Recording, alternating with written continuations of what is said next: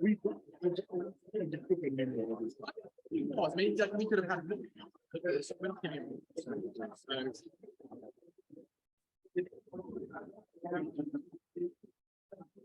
Okay. So before we resume, I'm going to give everyone from now on the class so we can upload it to everybody. So does anybody have any objection to being recorded? You are good. Does anybody have any objection to the recording? Okay, so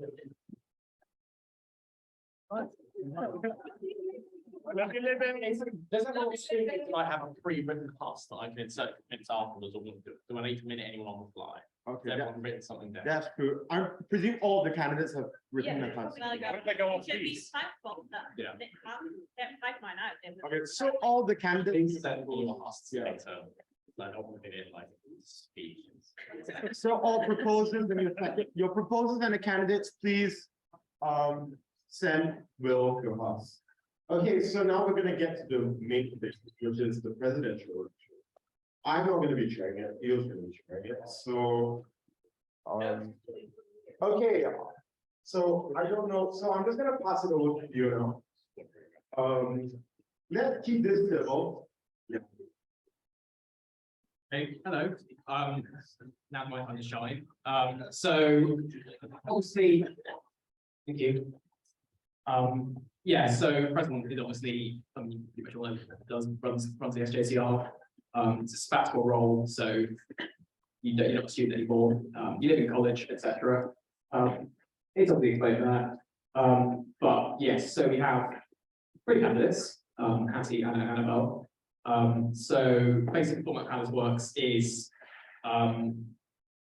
the candidate proposer will give a speech of up to 3 minutes. The candidate himself will then speak for up to 8 minutes. There's no basically what I'll do is I'm not going to like cut you off at 8 minutes, but I'll say the piece and you finish in 8 minutes. You don't have to like 8 minutes, you can just say nothing if you want, but I suspect you do want to say something. Yeah, so and then after that, you will be able to ask them clarifications about their manifesto or their speech or anything, but not general questions. So, for example, if you want to know how you're going to do this, you have to wait later. And then after everyone has spoken, you will be able to basically ask questions, but only if they're applicable to everyone. So it's like everyone can then answer and it's fair. Hopefully it makes sense. It'll become fairly clear.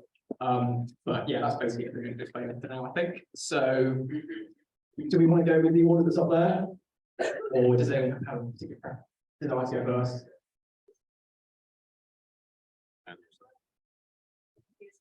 Okay, that's fine. Either of you two, would you like to go first? Yeah, sure. Next alphabetic. I think the order I posted earlier was vampires. You want to go with the order that was vampires? That sounds fair. I think it was.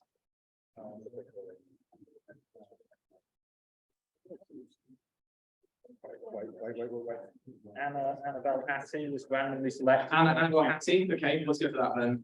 So, Anna, Nick's your proposer, isn't he? Nick's here. Proposing. If you'd like to speak for us, I'll set a timer. And don't worry, we're going to take a that or something. Yeah, I'll say a minute. That's fine. But yeah, no, go ahead when you're ready. I'm just gonna read this because I actually thought through this. Do you want a microphone? Actually, that would be you. Probably. Go on. Okay. Well, so I'm here today to talk to you about why you should vote for Anna for the next SJCR Pres. Is this on? It should be, yeah. That's not on. Is it not on? Oh. Miles, you turn it on. If you actually turned it on. No, you turned it on. Yeah. Oops, sorry. Sorry. Right, go ahead, yeah.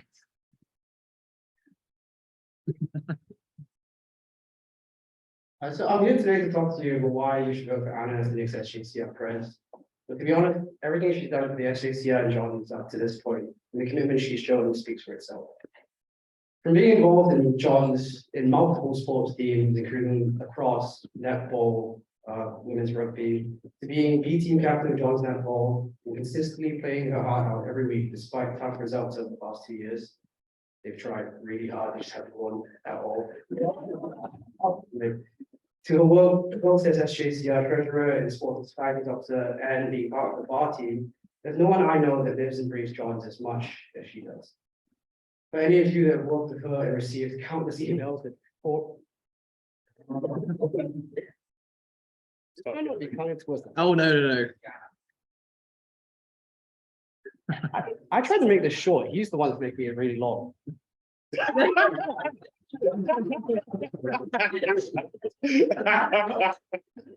Would it be easier to just share? I would say, would it be easier to Just just yellow, like yeah. get proceedings going? Yeah, okay. Just talk, okay.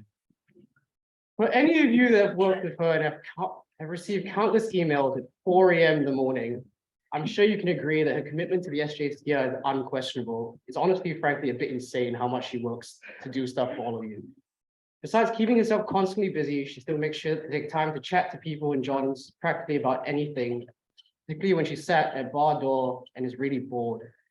Always wanting to know everything that happens in John's so she can think of the best ways for the SJCR to approach things which best suits the wants and needs of the community within college. If you pick Anna as your next SJCR president, you'll be picking someone who's not only encapsulates John's and is in the best position to allow a smooth and seamless transition into the new year, having already been involved in the CIO working group and in charge of John's finances. But when you listen to her heart, she'll tell you about all the amazing plans that she has. I'm not going to bore you with the details of it.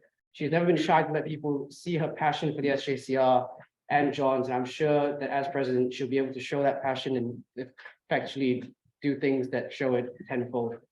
She is honestly just great with her job and everything that she's committed to, and will undoubtedly work as hard as humanly possible.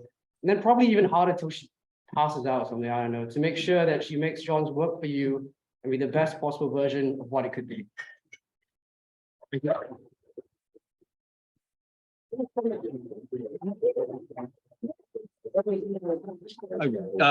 Well, right, okay, thank you for that, Nick. Now, Anna. Again, you've got 8 minutes, so I'll let you know when you get to 8 minutes, whatever. 7:30. Hi everyone, the second time tonight, aren't you really lucky? So I'm finally your accounting and finance student, and I'm here tonight to convince you that I have what it takes to be your next SJCR president. So let me tell you why I picked John's. When I visited in 2018, the vending machine had Barbina minis, and that immediately made a decision for me. But they no longer exist, and I've never been in the vending machine since I came here. So. But now you can't have my bears in the Husts about hearing when I first arrived in John's. So I arrived in 2020 during the height of COVID, after having been rejected the year before. I can't say I fell in love with John's immediately. My first 2 terms I struggled, and like many, I didn't come back until second term, spending most of the year at home. But when I came back in summer term, things turned for the better. I finally got to experience what John's had through the summer event.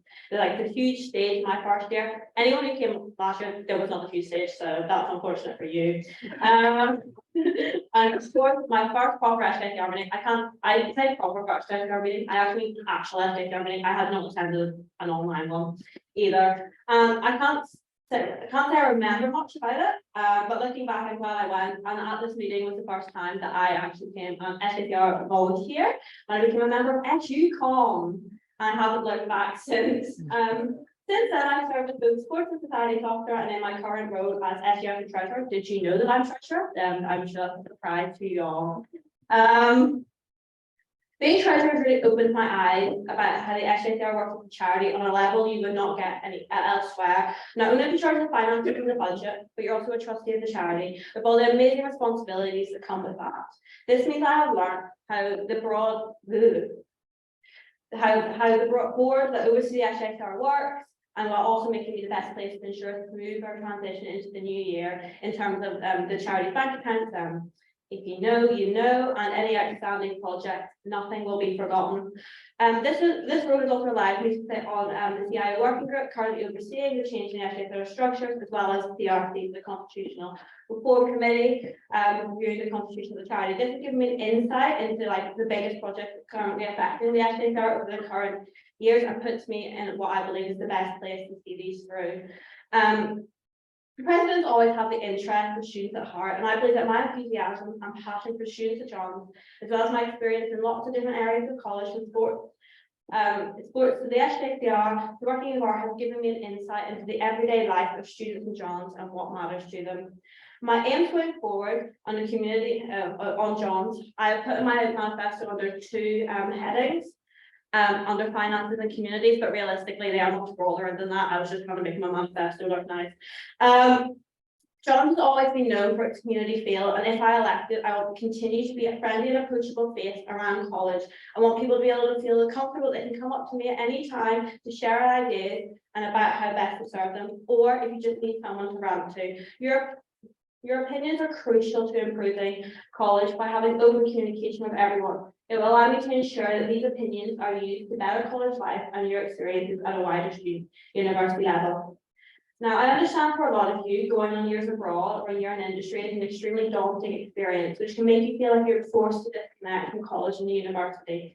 I want to help ensure that the bonds you have formed with while at university are not neglected, and we'll aim to have all meetings in a hybrid manner for those who still want to be involved in college life, and we'll work out the year out to hold more events, significant communities within Johns that will be out of Durham at the time. And I also would like to host a welcome back event for those in years about, making sure that they felt like they never left, because things do change over the years. Now, as you know, the SJCR is made up of 3 distinctive but cohesive groups. And I want to help further build this community and cohesiveness by working with each common room to fully integrate students from all parts of Johns to increase social interaction between them.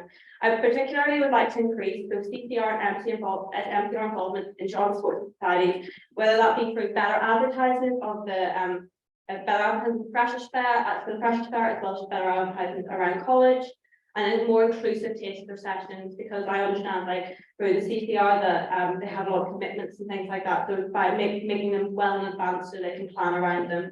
I'd also love to work with more collaboration in the different execs, because we work in similar projects, we work in similar ways, and it would be better we can then make use of the wider skills available. One of my favorite things about Johns is the sports societies. Being one of the only colleges where these are all free, people have been able to try a variety of new experiences. However, I always feel like captains and society presidents have lacked certain support, because I think like MC and the uni being extremely unhelpful at the best of times. And I want to make sure that these student leaders have the support they deserve, be it from technical or financial support, or rallying the uni and MC for change in how they deal with students.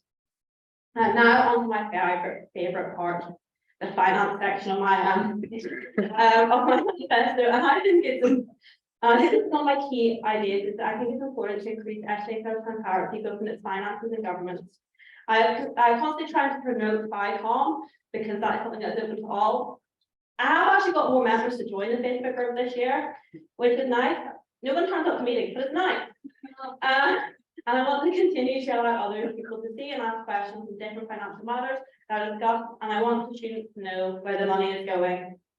My aim is to ensure that we provide easy to read documents, infographics explaining the breakdown of all our events and work, so I want to make sure that any changes in the finances, be that the cost of the president or increasing a bottle ticket, are backed up with justifiable reasons for the change in costs. You have a right to know. Now, I know the SJCR can be very difficult to fully grasp, and I want to make sure there's more advertising of open committees and meetings in order for openness and allowing people to experience a role in the SJCR's life without the commitment, and therefore you can hopefully move on next year so you can see what it's like. As costs at uni rise, I promise to increase the work done to ensure your financial well-being, working with different reps to ensure everyone has the best knowledge about the assistance that is available in order to help anyone who comes looking for us for support. I'd like to bring in workshops to help people budget and increase the number of free and low-cost events organised by the SJCR, while I'm campaigning against any unnecessary rises in the cost of events and ensure they remain accessible to all. Additionally, I would like to improve our deposit scheme in order to make it easier for people to come to the more expensive events we currently hold. Importantly, I will campaign and push the university to lobby the council against the harsh rules surrounding HMOs, given the rising student population, and doing everything in my power to ensure with the uni to ensure landlords cannot price gouge, making rent unaffordable for most. Lastly, I'm not sure many of you do even realise that the SJCR has an ethical spending policy. Not only do I think this needs to be better known about, I want to work to promote and develop this policy further to build on sustainability effort in college. I'm concerned that it's important to us as a charity and something that I know is important to a lot of you. I would also hope that we can, by doing this, that we will be able to increase our support for local companies in the Northeast instead of always relying on Amazon and things like that. Because the community has given us so much, so we should be able to benefit in what ways we can. I hope through this Hust I've been able to convey my passion and love for Johns and the people that make it so amazing. The SJCR community is so important to me, and I want to give it the best I can. I promise you that I've chosen, I will work incredibly hard to enhance your student experience for the better. I hope you consider voting for me, and I promise I'll give you my all no matter what. Thank you so much for listening, and I hope I haven't bored you too much.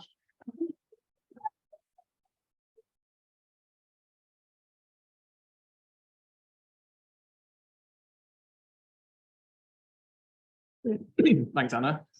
Right, so if anyone has any questions regarding any sort of clarifications or anything that Anna said in her Hust, or similarly, if you have any questions regarding our manifesto, you can raise those now, or if you have sort of broader questions about the role, you can ask those later to everyone. So yeah. Did you say CIA committee that runs John's finances? I may have done. I did not mean CIA. Sorry, I probably may have misspoken there. That is not a thing that John's has. I may have meant CIO, yeah. but not CIA. I will admit that I am not a spy. Yep. About locals events and Johns. I was just wondering about how you go about funding that with the current purchasing measure. I mean, in some respects, guess I have an unfair advantage as I know more about where our budget is. So currently there is a budget for non-fundraising events, and that has been constant, has not been spent. It's not been fully spent in the past year, so you could look about using and utilizing that fund. There's also different ways you can do it, but we do have the budget for it. So I don't think it should be too difficult, and we do have a specific budget for events, so not yet classified. Anyone else? No? Okay, that's fine. Thank you. Return. So I think Cassie was next, wasn't she? I think it was Anna. It was Anna, sorry. So John, Joe, you want to do yours? Again, I'll sort of intervene if you sort of stop going. But yeah, know when you're ready. Excellent. Off we go. Right, interestingly, this is the first time I've stood in front of a meeting with a prepared speech. I'm hoping it goes well. I feel that I should say something that should say that without losing here, right? I feel very strongly that the president has a key role in setting the tone for everything the SJCR does. It must have demonstrated strong commitment to the SJCR, must embody the values of John's, and of course they must be through. I'm standing today to propose the very wonderful Annabelle Wright for president. I firmly believe that Annabelle is among the very best of us here at John's and has what it takes to lead our common room this coming academic year. She's an individual of great moral integrity, someone who has shown their good nature and refuses to bow to pressure to go with the crowd. The welfare team forms a core part of the SJCR's contribution to John's life. As welfare officer, Annabelle has worked hard to develop their offering and ensure that every member of our college is welcomed and has a place here. I think, and you'll hear more about this from Annabelle, but her manifesto pledges reflect the fact that she has not sat idly by the past 2 years, but has been on the front line of building the community that we're so very fond of. To new heights, I should say. It's long-standing. Right. Furthermore, as a member of the Music Durham exec, Annabelle has added another of experience in intercollegiate collaboration. As someone who dabbles in music, I can attest to the quality of the work they do. And yeah, that's all really great. Now, if you'll bear with me, I have a short story to tell And this story is something that will hit very close to home for those of you in my academic year. This is the story of the academic year 2021 to 2022. This is the year that Annabelle lived out of college. On hearing that Annabelle will be living out, there were cries ringing out across college. What will we do? Whatever to do? In the first 30 weeks of her first year, I have it on good authority that Annabelle made a very strong impression.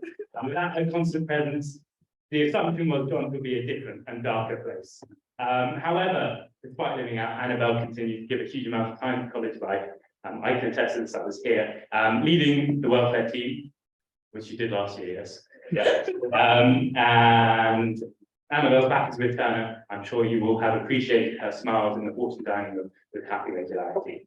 Finally, to pick out one theme that runs through Annabelle's campaign, it's the unparalleled focus on caring for individuals that make up this college, a theme that aligns with the community we love. Annabelle's care and affection for all around her is abundantly clear. My friend Annabelle is always there, supportive, loving, and a very ready listener. We could do a lot worse than to keep her around for another year. And I have no doubt that voting Gulag 2023 is the right choice in this election. And I am very proud to propose her for president.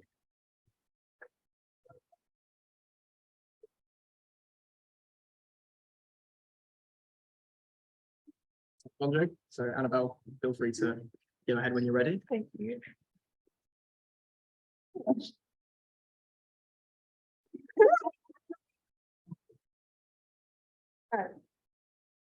Yeah, go ahead. Well, good evening, everybody. I hope you're all doing well and thank you all for coming. So first of all, I'd like to thank John for your kind words and also James for their help in this campaign. I'd also like to thank so many more of you by name, but I don't have time for the speech, sorry. But believe me when I say that I'm incredibly grateful for your support. I'd also like to extend my thanks to Anne and Hattie for making this an inspiring competitive campaign. Thank all of you very much. So to introduce myself briefly, my name is Annabelle, my pronouns are she, her, and I'm a third-year music student here at Jones, and I am running to be your next SJCR President. So much in line with my first exec Husts way back when I was a fresher, sitting shaking next to Gibby on Zoom, my answer to the classic question of what do you love most about Jones hasn't changed. It's still the people, from the freshers to now nearly fifth-year dinosaurs. They make me really grateful to be here, and that is the reason why I stand before you today. Hust's favorite position in which I hope to continue to make Jones a home away from home. Let me take you again back when I was a freshman. I was so incredibly eager to get started, and I threw myself into life here, COVID notwithstanding. In the SJCR alone, I have a variety of roles which have taken me all over the charity, from that of Team Jones committee member, academic journal producer, member of the tech committee, and my pride and joy, SJCR welfare officer. All of these roles combined with my overall commitment to Jones events show just how dedicated I am to this community, as well as demonstrating the wealth of experience I've accumulated in my years here. As your president, I will seek to reinvest this experience to help enrich and enhance our common room. Indeed, having been your welfare officer for the last 2 years, I am well attuned to the support needs of our community, and best believe I will not neglect this as president. Indeed, it will allow me to shift focus on that exactly. And how, you may well ask, well, through increasing accessibility and helping our members learn skills, useful things in daily life, by making college a safe and welcoming environment for you to grow in and to look forward to coming back to as a student and beyond. And as a total coincidence, we thought I'd segue smoothly into talking about our campaign aims: accessibility, community, and development. So beginning with the first one, accessibility, the main focus behind this aim was to allow all of our members to have easier access to various aspects of life in the SJCR. So firstly, by promoting intercommon room donations has been a major talking point for most of my time here at Jones. I can't actually remember a time that it wasn't. Indeed, whilst we have made leaps and bounds in unifying the 3 common rooms, there is still work to be done. And having had conversations with representatives from both the NCR and CCR, there are certain steps that we can take to promote this process. On a more formal level, it would be to have all 3 executives to come together firmly to discuss our various activities, foster collaboration, and to simply put names to faces. and on naming, putting names to faces, I propose that we lobby for spaces like Crossroads and the old library to be repurposed as social spaces open for all three common rooms. Each one of our common rooms does have a dedicated space, but we have no place where we can all easily meet together apart from the dining room, that's why I said eat. Especially seeing the potential that this has from my first year, it seems a pity for them now to be desolate, even abandoned, with only fond memories attached. So by evolving their purpose, it would make it more possible for all three common rooms to come together in one shared space, not only increase the potential for new friendships, but also to further our community. Furthermore, having an easily accessible calendar to all common room happenings would be incredibly helpful in the facilitation of this communication. This calendar will be available both online and offline so that everyone can access it, whether they have access to social media or not, so nobody feels left out. And to spot this calendar, diversify our events program with a series of free/low cost events. Being not so heavy on the pocket, it will enable all members of our community to participate, especially when our more high-end events such as Baby Ball can be part of the budget for and afford. Widening access in this manner would allow us to not only include more of our community, but also help facilitate the creation of golden memories we can lock away and look back on when we are old and grey. So now I realize I've said the word community probably too many times, but nonetheless, it's extremely important to me. Making friendships and community is exactly how traditions are passed on and how we maintain what it is to be a Johnian. We to capitalize on what we have and further invest in these friendships when they can truly change your life. So one aspect of our community that has been fairly neglected in the recent years has been our illustrious alumni. And as many in my year, near the end of their time here, and indeed as many of my friends have now graduated, I know how it can feel to accomplish something that you love. Hence, I'd like to bring them back through not only a COVID reunion weekend, but also for a one-to-one mentoring scheme. To facilitate this happening, I propose that we repurpose the ASOL role from that of student union liaison to encompass that of alumni relations, revitalizing the now defunct John's Eagle Lamp network to bring all Johnians back to reconnect and rediscover the community. And also branching out of our little student bubble, it's important to acknowledge that we are immensely privileged to be able to live in the Northeast, surrounded by what has been for me unprecedented numbers of lovely people. It even snows here. That doesn't really happen where I live. And for that, it would be wonderful for us to give back to the community surrounding us. Pre-pandemic, we had many outreach and volunteer projects on the go, from arts and crafts in primary schools to helping the elderly. In a bid to promote volunteering and outreach in the present tense, I would plan to work closely with the SJCR's EUSVO representatives to promote a college-wide volunteering project. This would be a good way to not only unite our common rooms under a common cause, it'd be a good way to contribute to the local community and also to help enrich our own members' personal development. And picking up on that theme of development, it is after all one of our charitable objectives to not only promote the advancement of our members' educations, also promote their welfare. Consequently, it is a desire of mine to aid in the establishment of a new life skills series. Most undergraduates come to university with little knowledge of how to handle the transition to the big leagues that is adult life. Hence, the series would seek to equip them with the skills and knowledge around daily tasks from nutrition, financial literacy, to writing CVs and everything in between. Hopefully from there, they would take their skills far beyond university and use them on the daily. After all, we're here not to just get a degree, but also to learn valuable life skills we can take into life beyond that. And putting my welfare hat once more, I'd like to address the point of developing conversations around consent culture. In terms of consent, there does have a certain reputation, and we do indeed aim to tackle this from the outset. That being all well and good, this is sometimes when the conversation ends. It shouldn't. On that account, I'd like to promote undertaking of active bystander training. From first-hand experience, I've seen how useful these techniques are. And by discussing the issue and encouraging the undertaking of this training, we can help alleviate issues early, to help increase support. I know that was quite a lot to fling at you at one point, and I'd like to encourage you now to involve, but I have one last and rather important point. I'd like to encourage him now to actively involve yourself in this campaign. Please come and talk to me about my policies, things that interest you. I would very much like to establish an open conversation and dialogue between myself and you, the community. So if you do choose to elect me, I'll endeavor to be a president who puts you first. I'll be approachable and always be eager to lend a listening ear for anybody who needs it.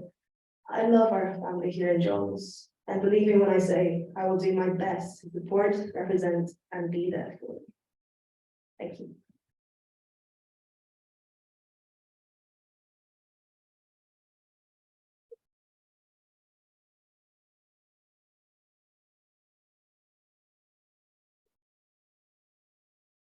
Right, thank you, Annabelle. So if anyone has any clarifications regarding Annabelle's Hust or manifesto, so basically specific to her, if you'd like to ask them now, if not, if they're more broad questions again, ask them in a bit. Ben?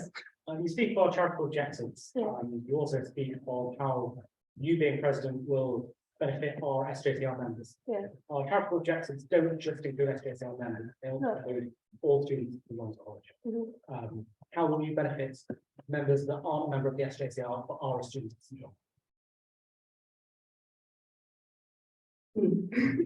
Well, I do, I see what you mean, and I see your point. By that, the SJCR and college life then really kind of bleeds into one, from what I've experienced over my years here. And therefore, there wouldn't be a terrible divide between members and quote unquote normal students, if that makes any sense. They would most likely still come to those events and still be able to access all the support that we can offer them. If they don't want to access SJCR, there's also lots of support from the university and college wide, but it's not like they'd be in any kind of deficit in that case.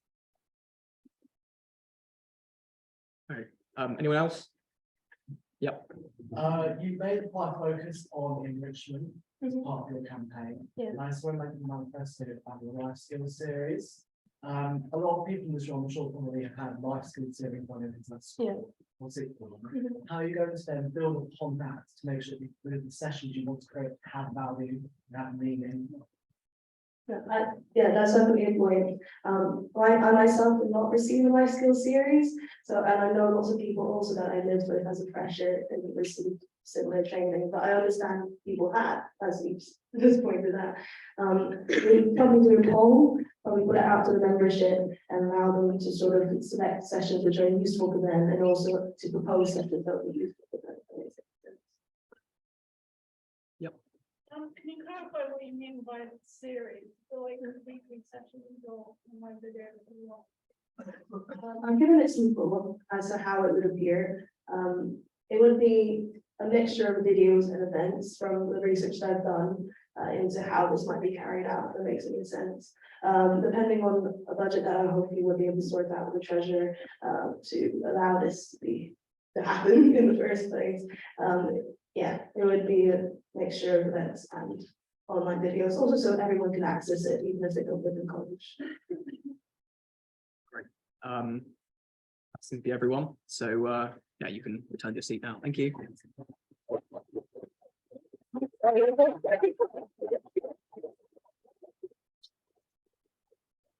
So now into our final candidate. So George, you can propose Hattie. Again, 3 minutes-ish. Yeah, so basically when you're ready. Oh.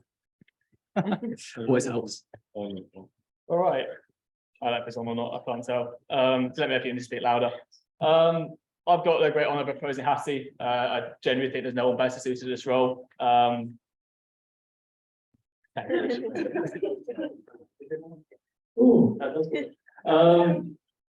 going to say a little bit about, why I think Hattie should get this position. I think, to be honest, most of your words there will know exactly why.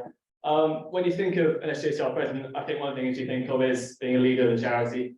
And that's something that obviously quite comes quite naturally to Hattie with the role she's taken on. Whether that's been in the open days, which I think a lot of veterans will have seen through there. Now, normally it's quite a stressful role just as it is, but when Hattie did being in hospital before and having to, plan it all from hospital, that's quite something. And I think to put on such a professional occasion with that, it's astounding. Most of the professionals now know from being head prep.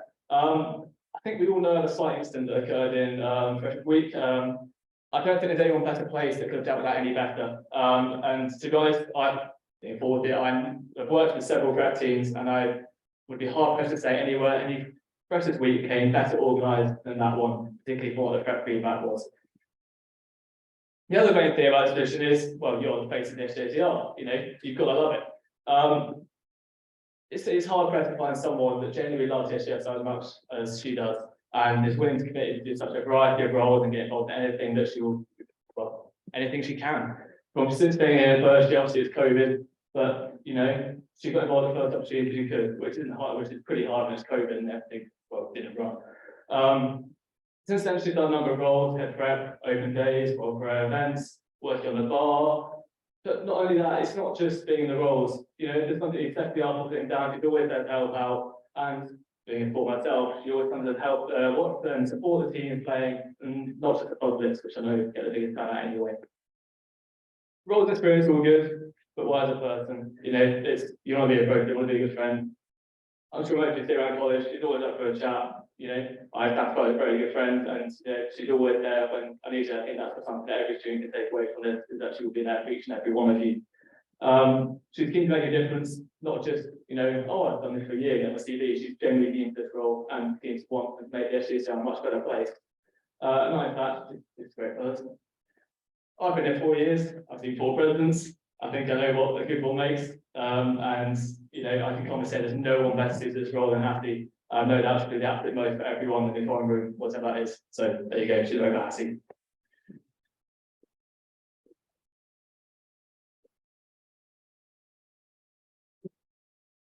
Thanks, George. I'm just going to get up my one. Bear with. Hello, everyone. Thank you so much for coming tonight. I hope you weren't bored of Ben's many motions. I want to start off by saying hello. I'm Hattie, as I hope many of you know. At my time of John's, I've been prep, an open day coordinator, the head prep, and I'm currently on campaign to be city officer. Whilst at university, I've also been the president of the DU Equestrian Society for the last 2 years, as well as a sociology student and working behind John's bar. Whilst I've done a lot, by the list I just gave, it has not been without challenge. My first year was during COVID, so therefore I have seen the very best and worst of college life, and therefore made it my mission last year to make sure that your guys' freshman week, as most of the freshers are here, was the best and better, significantly better than mine. I will admit I did not see the shooting on the boat happening, but I think I handled it okay, considering all. Whilst completing my roles and degree, I've also been battling a chronic pain condition called endometriosis, which is a very hidden disease, but affects my day-to-day. If I've been in pain most of the time, I balance my work, life, social life, and commitments inside and outside of college. This is completely integral to the role of president. As a facilitator of a large body of student volunteers, you can't typically work a 9 to 5. It's not a normal job. The flexibility needed, but also the self-control to know when you need to take a break to recharge is something that I've learned because of my condition. I have been a perfectionist at times, but I have learned what my limits are. And to use those around me to delegate tasks and trust that they can do an equally amazing job as me. Whilst being here at Durham, one of my favourite aspects of my journey has been my degree. I've always been passionate about social justice and feminism, but I did not expect to understand and uncover how much actually goes on within the university. This is why, if I'm elected as president, my main priority is ensuring every voice is heard, feels heard, and is valued. Your voice and opinions matter, and it should be able to affect the runnings and internal structures within the SJCR and college and the university. Alongside the aid of PresCom, which is something that you go to if you are pres, I will aim to help navigate and negotiate a plethora of issues that students are facing today to ensure that your opinions and your voices are shared. Similarly, I wish to do the same when we get a new principal. I aim to be an integral part in aiding the transitionary period between David stepping down and the new principal taking office. I want to ensure that they fully understand the demands and needs we have and want from our principal. I will further make sure that as September approaches, they are prepared with the incoming students using my skills I learned whilst being head track, and make sure that they understand the issues that students are currently facing. I plan to merge the common rooms and reunite old connections lost due to COVID. I want there to be more integration between the MCR and the CCR to ensure that events are both accessible, fun and flexible for all, creating better relationships between all students. I'd like to introduce a thing called John's Communities. This will be an extension of college families, but will run slightly differently. It will include all years of Johns from all across the NCR, CCR and SJCR. It will basically be a group of people who not like college parents and children. It will be people in older years and people who are fresh faces at Durham within the same group. So regardless of common room, regardless of subject, you will basically have a group of people who know their way around Durham, who understand things better, have got more life experience, which I know as an 18-year-old showing at Durham, I really could have done with. This will also help increase connections between the common rooms and hopefully provide a better relationship overall to aid the increase of mixed social events throughout the year. To put it simply, we'll be like college families, but no parents. Because all of us in this room are adults. None of us need to be labelled as children. Instead, be mixed. Basically they'll be able to talk about Johns and their time at Durham. Anyway, furthermore, I love the bar. You will see me behind the bar most nights or in the bar. I think most of us love the bar, as it is, to me, the heart of the Johns community, on the quiet nights or on the busiest nights. And the SJCR, not that many of you would probably know, has a 50% stake in the bar. I aim to make that relationship better and mutually beneficial. After the success of the bar quiz earlier this term, I'd like to make it a common event throughout the year where the bar opens for normal hours, so we still make money, but that we also have a quiz with an entry fee to raise money to aid with any refurbishments, anything that needs to change, or to buy better drinks for summer events. And potentially build a really cool outdoor bar, because we actually kind of need a movable bar. I want to ensure that everyone feels safe and can approach any member of the bar team for help or support in the event of a welfare situation. I want to do this by providing training compared to what they currently have. So rather than just doing active bystander, they would also have training on spiking, on protocols regarding sexual harassment, etc. Because these things do happen, and I want you guys to believe in your bar team. I also plan to complete and honour the work currently being done by the Constitutional Reform Committee as they battle the mammoth task of rewriting the Constitution and the structure of the charity. Furthermore, John's has come a long way since I first joined, and it has become my home. I plan to be at this university for a long time, with my ambition being a lecturer in sociology and to sit on a charity related to women's reproductive issues. I want this job because I will work hard, as hard as possible, to ensure everyone has a brilliant time. I want to make sure that you feel like you have a voice and your words can actually change things.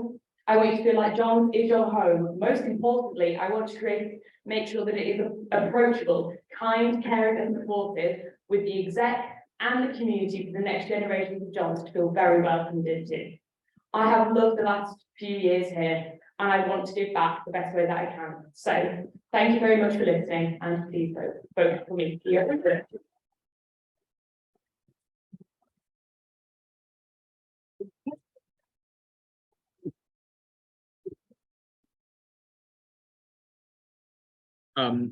So again, as with the previous two candidates, if you have any clarifications about the manifesto or the Husts, please ask them now.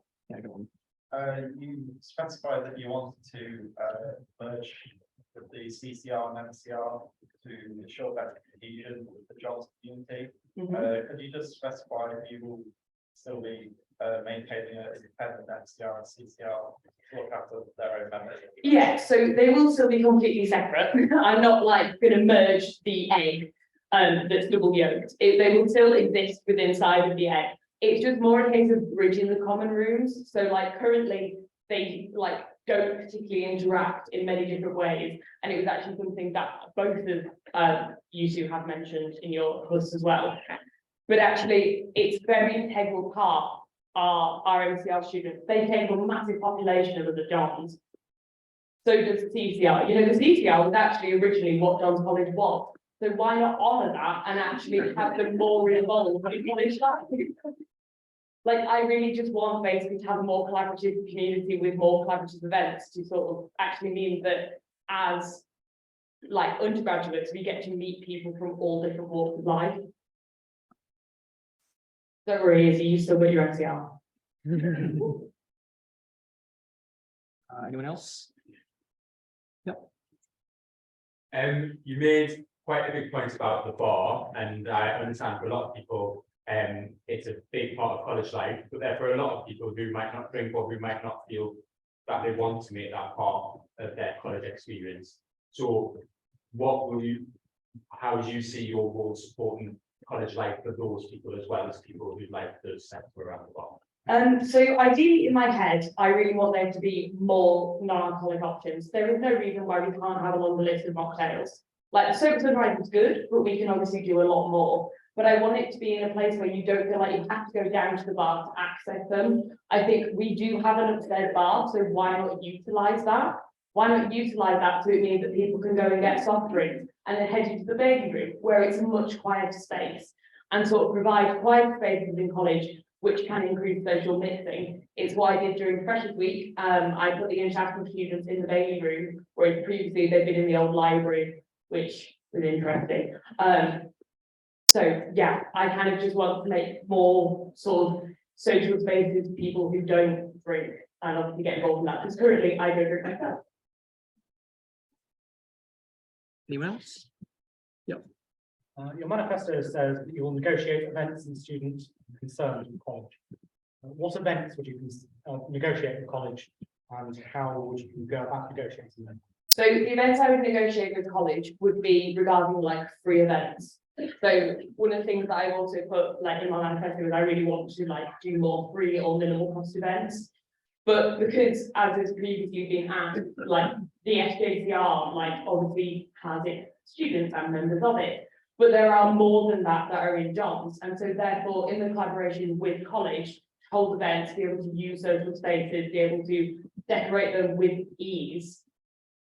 That's basically my plan, and have like meetings with them, like live events, which I attended earlier this week. And kind of bring up issues there and be like, okay, so we really want to book this space for this. How do you guys feel about that? We had a focus on sort of wanting to have sort of every individual student's sort of voices heard. Are there any sort of specific ways you plan on doing that? So I really want to like keep doing the like drop-in sessions that the president run anyway. But also I want to resurrect the little post box that's outside the baby room. Basically, I want there to be like strips of paper where you can put like anonymously put in any updates or requests that you want to put in. So that it can be utilized, because it has not been used since COVID. Okay. I'll find a key or get a new one. Any more? No? Okay, well, in that case, thank you.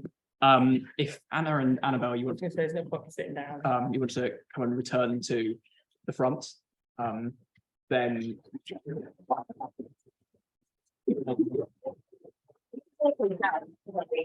well, I have to speak loudly. So yeah, if anyone wants to ask any questions broadly, so basically if you want to ask a question to every candidate that every candidate can answer, this is your time to do it. Yeah, so Well, you left your voice. I think you're right. I think Charles was first. So so right, when we're ready. Is there an Sorry, order? teach. Is What's it, sorry? there an order to have questions? We just take it in turns and let people start? I think basically just take it in turns. Yeah, if you I think you should go through in order each time. Yes, Okay. that should be in turn. okay. Well, if you want to go in the same order you did your Husts in, just to keep it consistent. Just change your. Oh, sorry. Okay.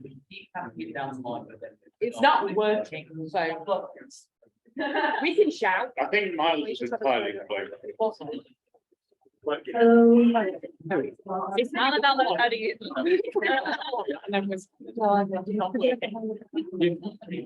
I suggest what we do is start at one, and then the next time we start Yeah. along. Okay, yeah, that makes sense. Where did the change? Right, Harder. This is right. Right, thank you. So yeah, questions. I think Charles is going to start. So Absolutely. But all of you are through third years, so you've seen 3 previous presidents. Which of those do you see yourselves being more like in this role? Molly. Personally, this isn't working now. Yeah. Anyway, Molly personally, because she was also a head brat. And while she worked during one of the most difficult times ever as being president was during COVID, she did a really phenomenal job. So I kind of hope to be like her. I give up on Mike, it's Yeah, it's not that. I mean, if we're gonna go along the same vein, that means I should go for Thomas. However, there is massive differences between me and Thomas. However, I'm pretty good at writing things. I'm not so good at writing things. He's really good at making it like writing constitutions and that kind of thing. That would not be necessarily a strength of mine. I will admit that. However, in terms of how I would see myself most similar to Thomas in that respect would be the ability to support the rest of tier 1, because having already been on tier 1, I think that's really helpful. It's been really beneficial to me as treasurer. So I think that would be because I've held a position in tier 1 and have an idea how the trustee board works. I think that is how I'd be most similar to Thomas specifically. I started on the exec in my first year, so I did work with the 3 of them quite closely. And I can't say that I am exactly like one or the other because they're all unique and wonderful in their own ways. I remember thinking Molly had a wonderful sort of handle on support and how much she wanted to support everybody. Hopefully I've done that as a welfare officer. In terms of Alice, she was always spontaneous and lively and always wanted to get involved with things. Hopefully that's what I've got as well. With Thomas, I try to work hard, so hopefully I've finally got that under my belt in that sense. But I can't say which one I'm exactly like, but I hope that I can take all of those 3 things. I think all 3 of you spoke about integration with the NCR and CCR. So I want to ask, did you ask them if they wanted to be integrated? That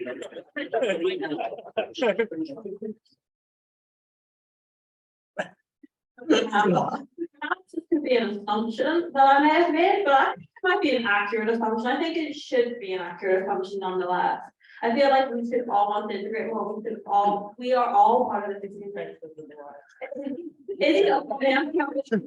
but she is not representative of all the NCR, and that is not representative of all. I think it's something, although I have made this assumption, I do think it is something that is important, and I think it's an assumption that we should just hope for. I actually did speak to them while Susie might have been at the bar. I did speak to them and sort of proposed my idea of John's communities, and they both seemed very on board with it and thought that it was a good idea. So yeah. I had lovely chats with Izzy on Zoom and Elaine in a lovely coffee shop where we discovered a very odd shaped jug. We discussed, I remember, we're not going to go into that, sorry. We can ask about that later. What I remember from those chats is that we want to keep these spaces separate, but we also want to create, like you said, bridges amongst us and to integrate in that sense rather than completely absorb them into the rest of the egg.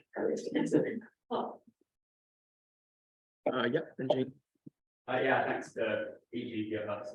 The charity is currently undergoing a major kind of restructuring to go to CIA, and I appreciate that might sound like a technicality, but legally it has quite significant implications, particularly things like the liability of the team. Tom has done a huge amount of work there, but it's not finished, and there's more to be done. So for each of you as candidates and for Ron, what experience do you think you have, either within the SJCR or more broadly, do you encourage law, to help with this? And why do you think that takes well to keep you in that paper finish work of incorporating the CIO?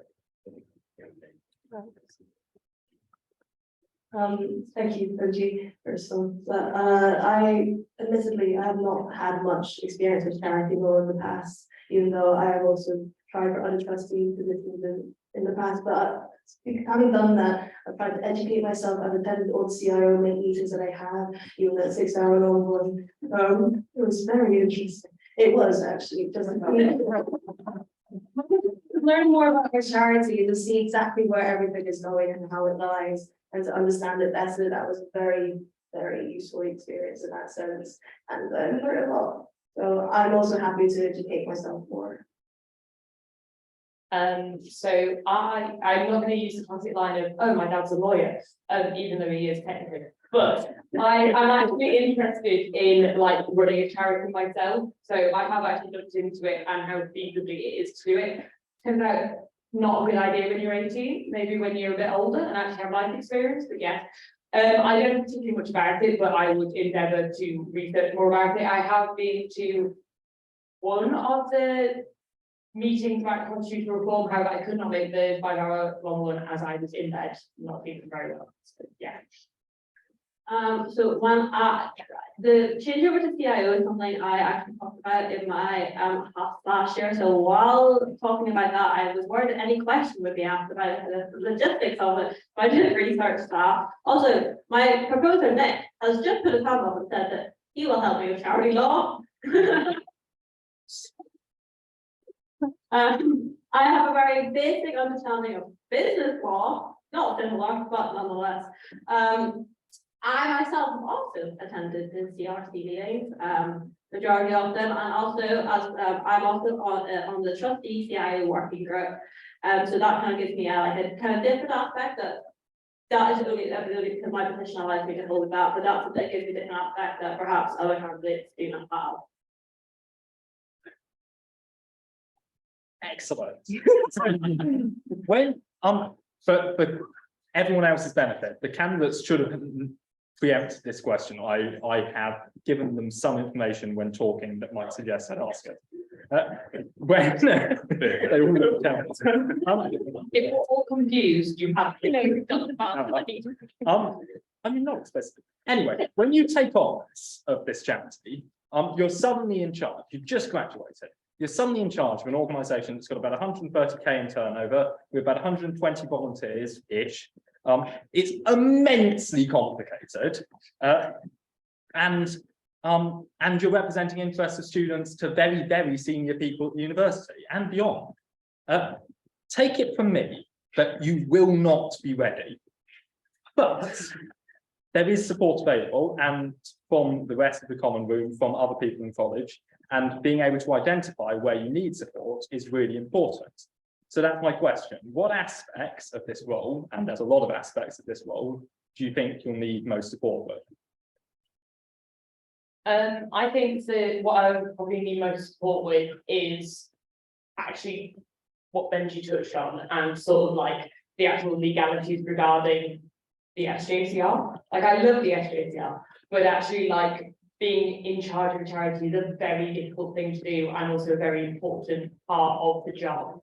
I think that's probably going to be realistically the most difficult, because I've yet to meet the trustees, and I just kind of hope they like me.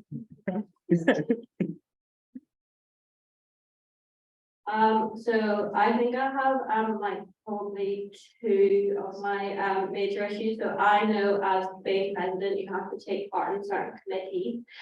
Within the university community that deal with very difficult subjects, and these are certain subjects that I myself may not deal with well, and I'm easily triggered by. So this is something that I need to try and do for myself, and if I do need support in that aspect, be able to talk to people and try and remove, because it's quite important. My other one is public speaking. Really hate it. I don't know. not very good at it. That's okay, that's fine. But I think that there is ways around this and it will be feasible. I do think that that's something I will need support with, and I actually will be looking at more videos about how to be more confident about doing it, to not want to cry.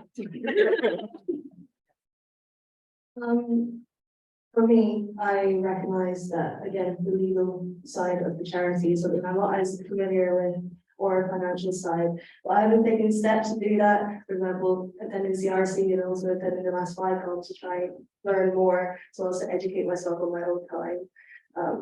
Also, something that I've struggled with in the past is education, but that's something that I've been learning and also taking steps to try and fix as we go along. It's a learning process, and I'm happy to keep on doing that. What about you in bodies from the community?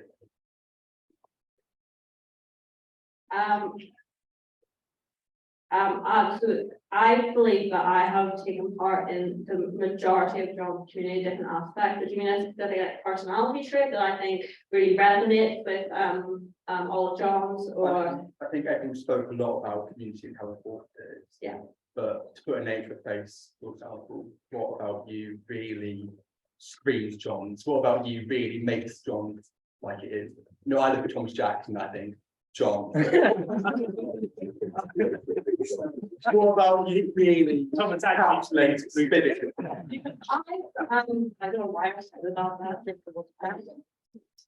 I think what really what is all about John's what, but I guess for me, I think that it's the dedication, because I know all of you here are extremely dedicated to the college to begin with, but also to your study. You are all dedicated to your studies, no matter anyone. Yeah, you are. You all work really hard. I see you in the library every day. I think the dedication, I think, is I do understand that's something we all have. We all love the community sense in John's, because we're all dedicated to the college. And I think I am a really dedicated member of college. I am in all aspects. I'm like, I can't play rugby anymore because I injured myself playing college rugby, and I've injured myself multiple times. And I think that is it. I have been because 7 times. I think this is true dedication. I think I'm clear indeed.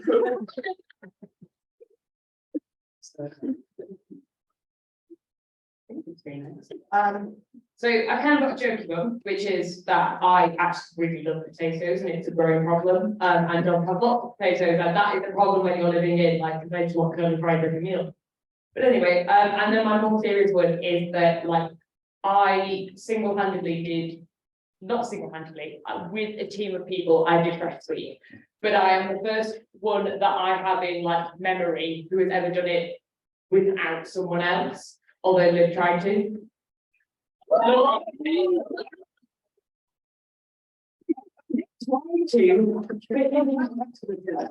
didn't mean that to be like savage. Is that the name of the show? Anyway, so I got on Fresh Week and I thoroughly enjoyed it. And it was something that I wasn't expecting to, but also like leading it to like probably like one of my favorite things. I did not mean to do that. Could you repeat the question, please? Sorry. What about you in Bobby's John's community? Oh, I'm sorry. I'm currently wearing blue. That's one thing. I do try and make friends with everybody that I come across. I've tried. I'm so sorry if I haven't quite succeeded with people. Look at that. I'm trying to put those faces to names, to the quote like you said earlier. Is because community is something so unique, with having all these people from different walks of life here, and they're all so lovely. So trying to be friends with somebody, I suppose, is something that makes me very jolly.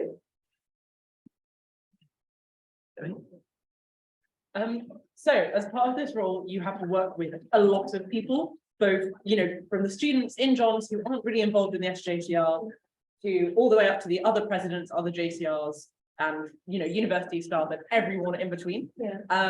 And with that, there comes a lot of problem solving between these groups of people. Yeah. And I'd be interested to hear if you have any specific sort of ways you think about this, if you have like an example of a time you've had to do this. I do understand that the questions have been evolved, so don't feel like you need to say too much, but just it's an interesting thing to think about within the. So in terms of working with university staff as well as, large groups and bodies of people, as Meeting Durham Senior Welfare Officer, Meeting Durham is a university society that encompasses all the unit societies within Durham. We work very closely with staff, the problem solve, and also to find ways to best benefit our musical members, as well as engaging with everyone from college, music societies, to again, the people who turn up for rehearsals. I prefer drop-ins and events as well with that. So it has meant working with a large sort of variety of people, range of people, which has been fantastic. It does take a lot of diplomacy at times to weigh up both sides, as well as to make sure that we can reach the best conclusion possible. But overall, yes, it has been a very positive experience, and I would hope to continue doing that. So I worked with a large range of people. I used to be a riding instructor for riding for the disabled. And so I'm also, whilst doing the Equestrian Society, we have actually, I think we are one of the largest societies here at Durham. That's obviously not encompassing every other society. But like within that, we have a lot of international students, as well as people from completely all different walks of life. And I have worked with a vast range of people and thoroughly enjoy working with people and for people. And therefore, I think I'm a very good advocate for people's rights and who actually taking people's voices that aren't heard to the highest level I possibly can. I've done it my entire way through high school, sixth form, and at the university. But also within my subject, within sociology, we are constantly told to feed back to the members of staff. We have a really good relationship with them. And I hope that my skills that I've learned through doing that will be beneficial sort of in this role whilst talking to university members.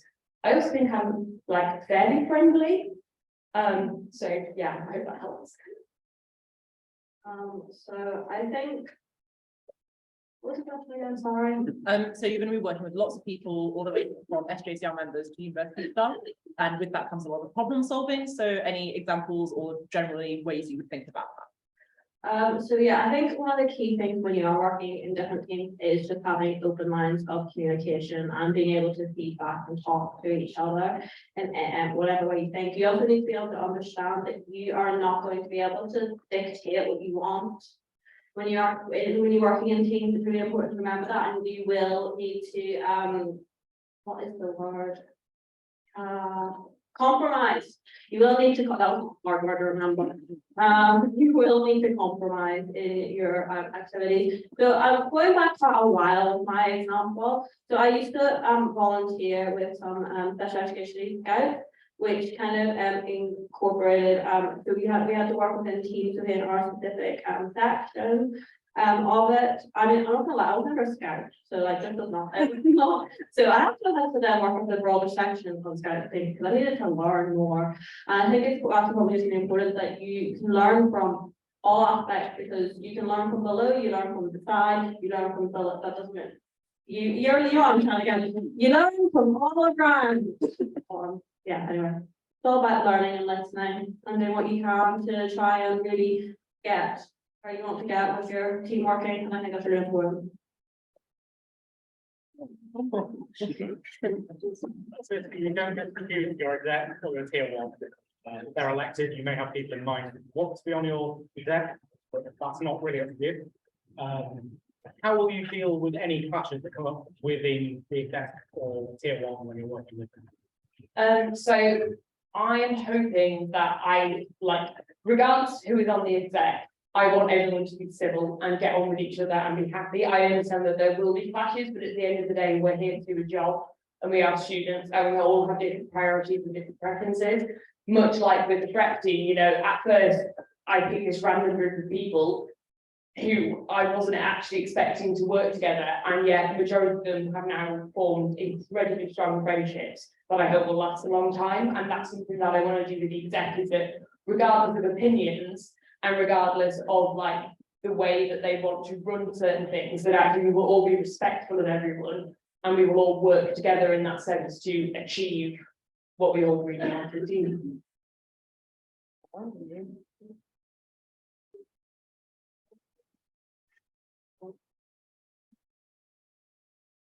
I think it's really important to remember on the exec that we're all volunteers. I think that's something that's really important to remember, and that we don't have to be there. So it's really important to look at the well-being of your exec as president, because if without them, it crumbles.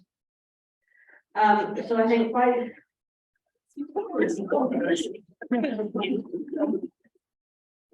It can crumble away from you. It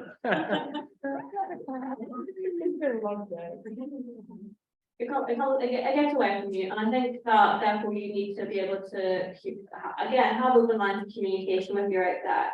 You need to be able for them to come to you with any problems that they may have, and be that with another member of the exec. You do then often need to be able to hear from everyone within it, and I think that to deal with the problems, you do have to try and confront them head on, because I think if you don't if you let them mellow away, like if you can see the sense of them, you let them mellow, and then they turn into something you don't want.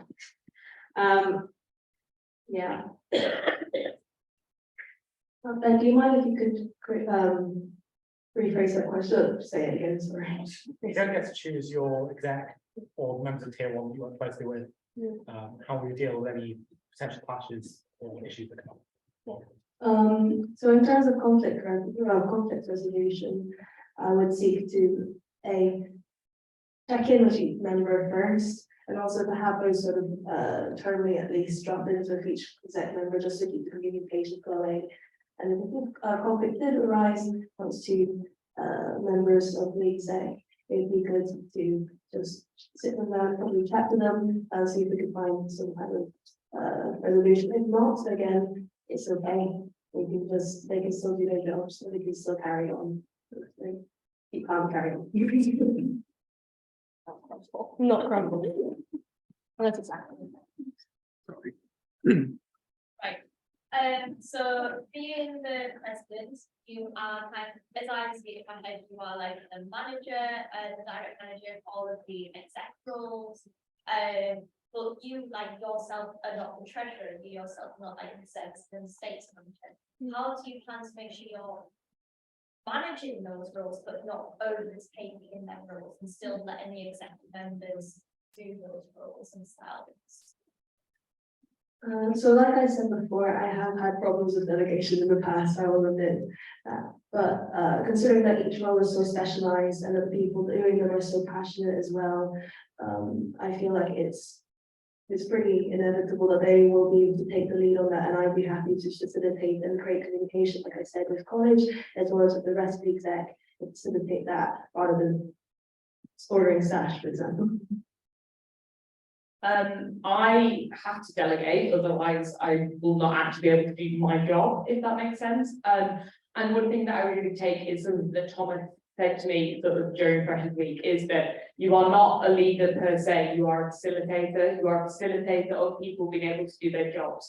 You're there to support them and to let them do their jobs. You're not there to micromanage them. So it's to like kind of what like Anna would say about like checking in with them, and like Annabelle would say like check in with them, make sure everything's running smoothly. But actually like they chose to do this job. They clearly have a passion for it. Not gonna lie, I could not be treasurer, so I'm not gonna get involved. Kind of thing. So yeah.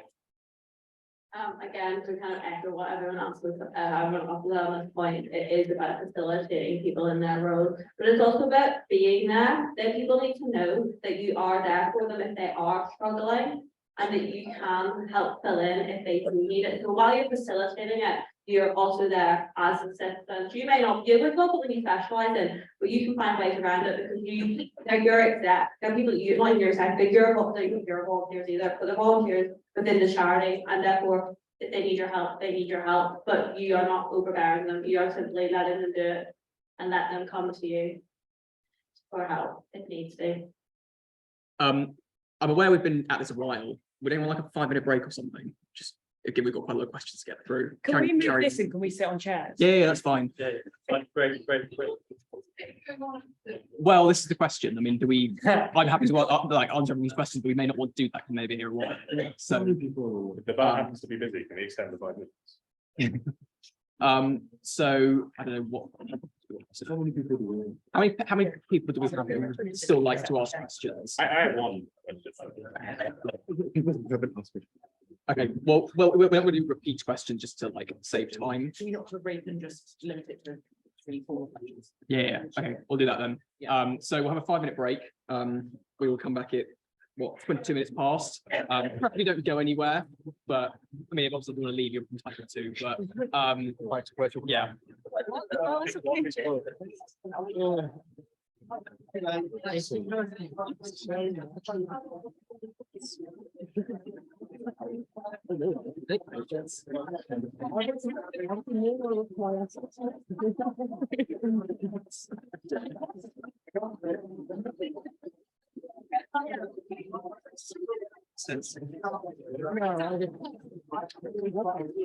And then I'm sending it to you, and then when you minute the referendum on the crap.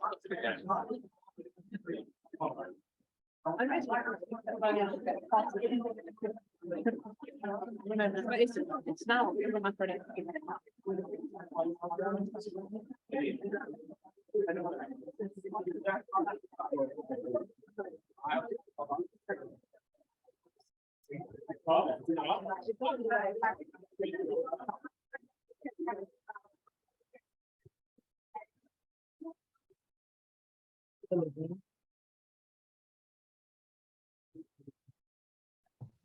Hello? Yeah, hi. Hi. You're right. Yeah, are you? Yeah, can you see me? I can't, but you're not on the main camera. You're on the Hang on, weird- that's okay. Hello, Charles. Yes, I can see your tongue. Hi. Hiya. Maybe you can see me from there. Animals, when you see their reflection. It is. It's like being in a zoo. I think I'll do it. So, we can, yeah, you can't Yeah. Reserve one of the questions for me. I will be back shortly with mine. Libby. Well done. You're confusing the owl, but I can't. Yeah. So, chair.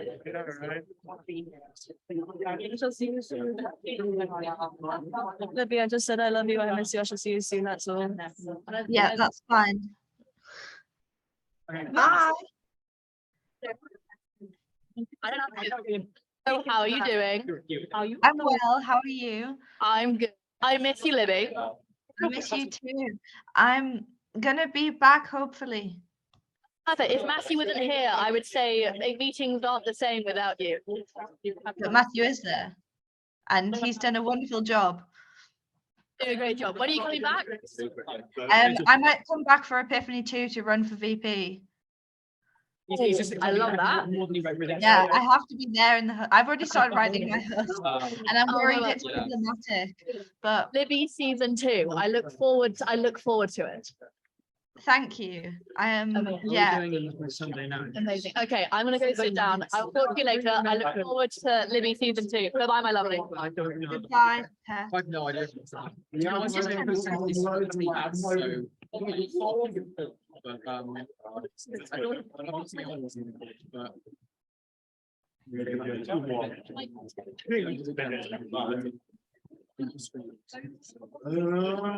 but I say there's about 50 people. I think most people have got. I don't really blame them. You get through. Other people get through. Yeah. I think it's So try. Hello, thank you. Yes. Hello. Hello. Can you actually see it? Or does the Yeah. camera not pan up? No, it sees everything. Yeah. Yeah, but do you actually see like the candidates over here? Do you ever actually see them? No, but I can see you now. Hello.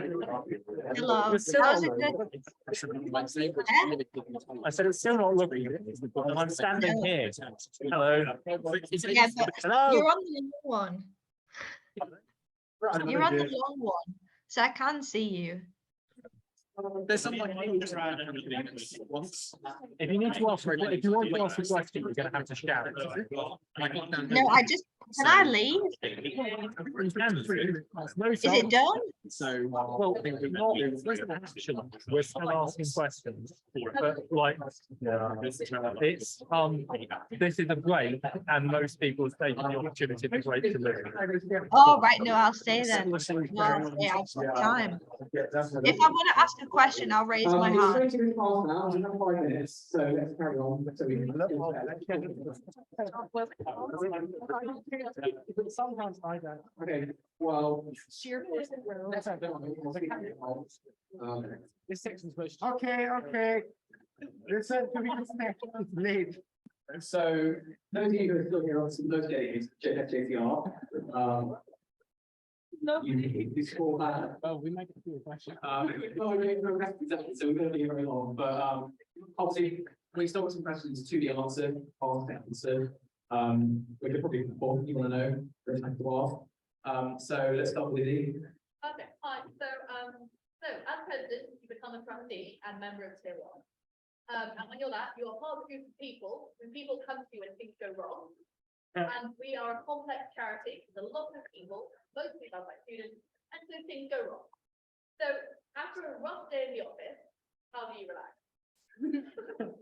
That is a very good question, and I have the perfect answer for it. I watch Grey's Anatomy after having a shower. It's made of mask. Genuinely, that is how I spend my evenings, and it will be at like 9 o'clock as well. I can just watch like 4 episodes. Where's your next day then? Well, I make chips. It is my go-to when I'm stressed. I make chips, also my go-to when I come home from the club. Except one time I forgot to take them out of the oven, and they were in all night. Because I like to know. I was peeling out, and I did cool thing. I peeled up potatoes, hard-boiled them. We could have told them they had a problem properly. No, I came out like, I made my chips like from scratch. But anyway, so my key point, my key thing is I make chips. With specifically carinade. This helps, this will help you relax. These love spice. And then watch Hollow Deck. And that is my chill night. I have a slightly nerdy answer, I do apologize. By that, I love music, you know that. I really love music, so it's just like a little bit of live music really makes me really happy. So if it's in the dance jam, I'll go to the dance jam. Also, alternatively, talking to my really close friends like Libby, for example, if she's not here right now. Speaking to her makes me feel really calm and comfortable after a stressful day, so something like that. Oh, I really can say play Minecraft. How should we play Minecraft? I also found across this.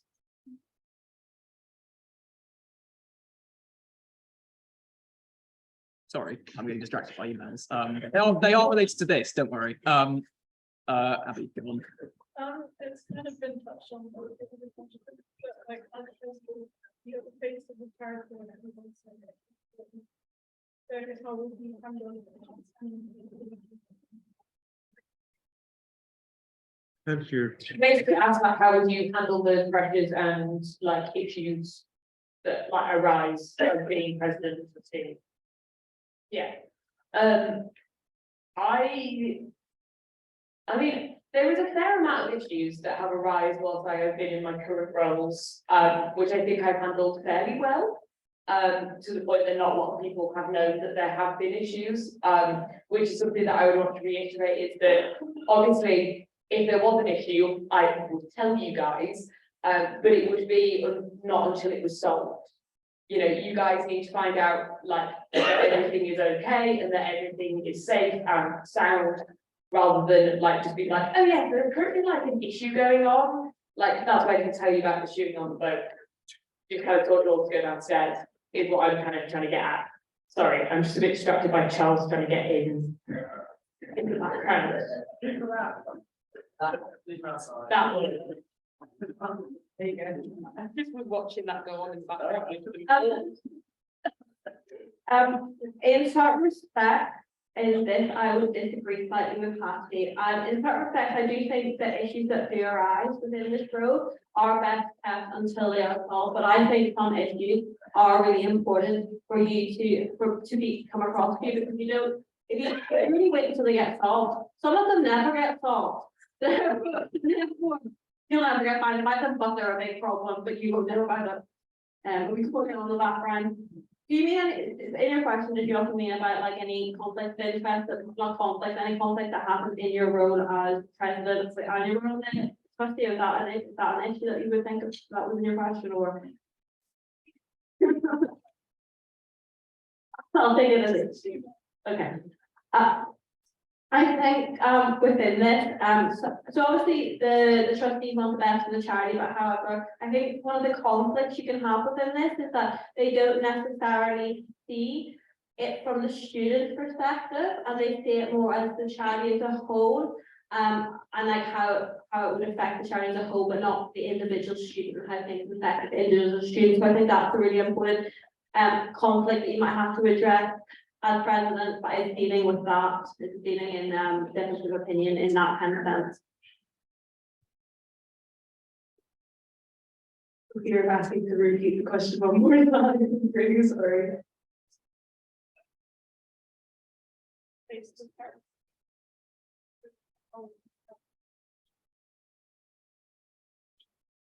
In terms of the pressures and responsibility.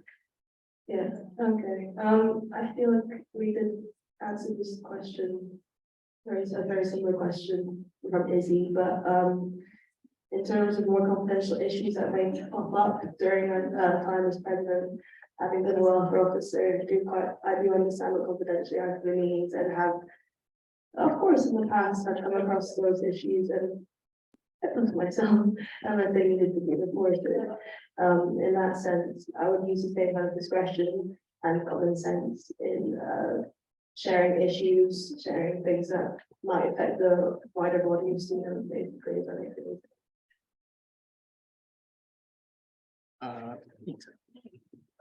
What is the one quality you most admire in your other candidates? It's Harry Regan's question. Oh. These are my friends. I was joking. These are my friends. I do value both. And obviously, she wants my friends to be that female is my friend. So you both are wonderful people, and happy you are always bright and bouncy and always ready, you know, can-do attitude. But you always presented that way.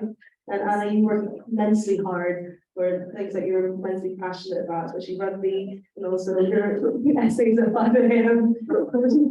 You know, it's great. And yeah, I'm very blessed to have you both as my friends. Sort of similar to what Annabelle is saying, like, we're both obviously really good friends of mine, and we have worked on the exec together for the last like year. And one of the qualities that you both share is that you are extremely passionate about what you both do. And I don't know how you can be passionate about numbers. I really don't, but you are, and I love it. And also the colour pink, because you make all the graphs look really pretty, whereas Thomas didn't, and it's so much better. No offense. But yeah, I give you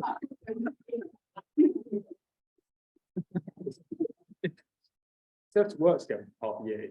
I'm just saying that Anna has prettier graphs than you do, which is not wrong. But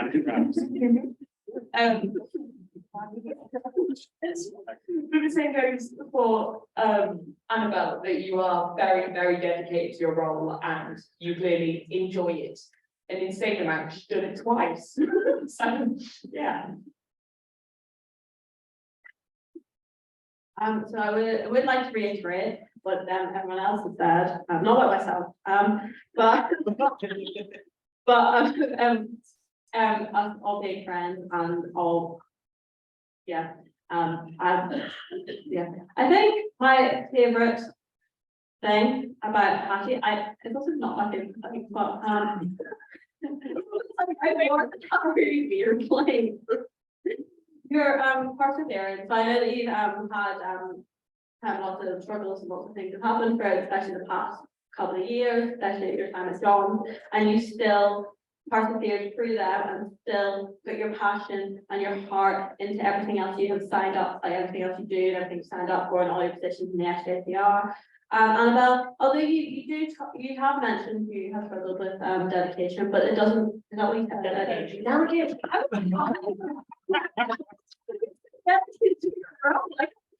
I'm confused. I see. Yeah, you're just dedicated to your role. But by being so joyous while doing it, so happy. And now I understand your whole slightly more. I was very confused. Yeah, I know, that's why I'm joining in. John. Yeah, okay, so generally in the world at the moment, things aren't looking good. So so first of all, I want to know, is your outlook positive? And second of all, when we're talking about campaigning for student rights, student issues, how far are you willing to take it? Like, how militant will you go?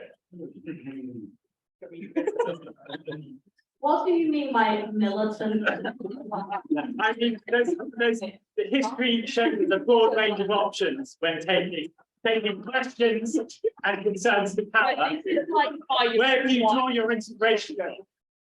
I mean, there's a plan. The SU is going to announce tomorrow, most likely. Do they just Don't get this. There's a plan for a protest next Saturday. A plan for a protest next Saturday. So, you know, to imagine something. It's like, are you going to put a protest? Well, no, I would partake in a protest that I myself feel a strong connection to, but also even if I don't feel a strong, like my strong feelings towards it, if it is what the majority of the people of John's think, then I'm happy to take their voice across, even though it might not be my own, because I want to take other people's voice and it's not all about me and how I feel. So I'm happy to do whatever people perceive is necessary in terms of campaigning and things like that. I'll take it. I would say that I'm neither optimistic nor pessimistic, because yeah, it's just like you have to be real about what's happening. You can't. I don't know whether I'm optimistic that the SJCR is going to do great and it's going to expand, but I'm also real that things will happen and that what happens and you can't necessarily do that much to change it. So, but I don't think that's a pessimistic view. I think that's just a real view. As your campaigns and inclusivity officer, I love campaigning. I'm a sociology student. It's in my nature, it's in my blood to fight for rights and to be very perseverant of that. And so it's something that I really want to bring into the role. I'd argue that over sort of watching the last couple of presidents, yes, when you actually speak to them, yes, they are doing things in the background and actually are working ridiculously hard with press conference to push things and talk to the FU about stuff.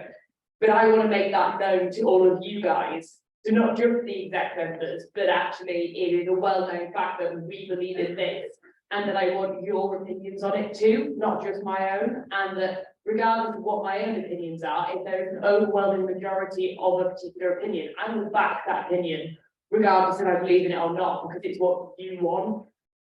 So yeah. I'm quite an optimistic person, I think. There are obviously dips and lows, but overall, quite happy. Not speaking in John's. But in terms of campaigning and issues that I'm passionate about, what other people are passionate about. For example, I've been in my department's equality, diversity, and inclusivity committee since I was a freshman, and we have done a lot of work in improving and making the department more inclusive in terms of our offerings as well as towards students as well. So those campaigns, even though they may not reflect my own experiences, I still will do my best to push them and make them heard.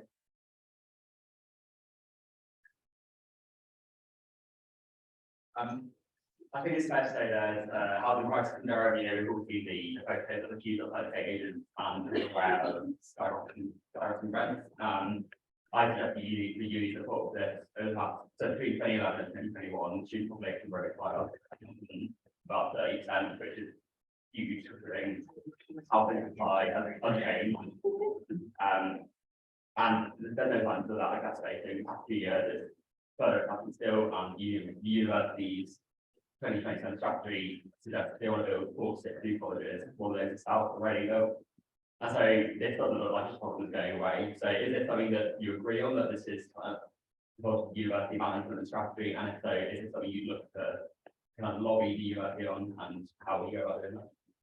As a working class student, I'm always my background, I am absolutely shocked and actually very enraged about how expensive the housing is getting. You know, there are some houses that when we were looking our first year were 130 are now over 180 per person per week, and they're full of mold and they're full of damp, and they've not been refurbed in the last 10 years. And it's like, okay, so if you're going to charge that price, make it reflect the price. And I think that's something that the university needs to hold sort of accountable, but also with they're due to come out on the 20th. So that's tomorrow. Yeah. We'll find out how much colleges are going to be and how much it's going to cost for college accommodation, but I can assume that it will be somewhere near the top of the threshold for student loan, which is only set to rise by 2.3%. So it's going to be a massive issue for students coming to Durham and students already here that now can't afford to be here. And that is something that is very close to my heart and something I am very ready to sort of join any protests, try and raise more funds so that you can access things within college for free. You know, a bulk is really expensive and actually not feasible when someone needs to pay rent or food. So yeah, I really want to sort of be very dedicated to stuff and campaign as much as possible and speak to higher uni organisations and uni staff and hold them accountable for it, because we should not be trying to increase the student population until we've solved the problem. They can look at expanding in 10 years' time. We're not in the place to do that now.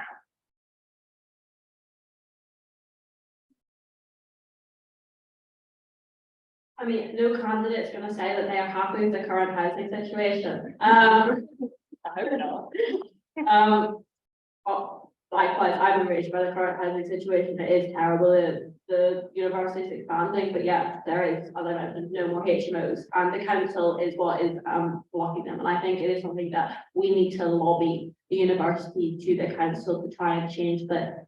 And because their rules are really strict. If you look into them, they are really strict in the areas that are confined to Durham, and therefore we need to use our power to lobby to the university to try and get them to change those rules, because there's not enough housing for students as it is. It's not even just about in the future when we expand. There's not enough housing now.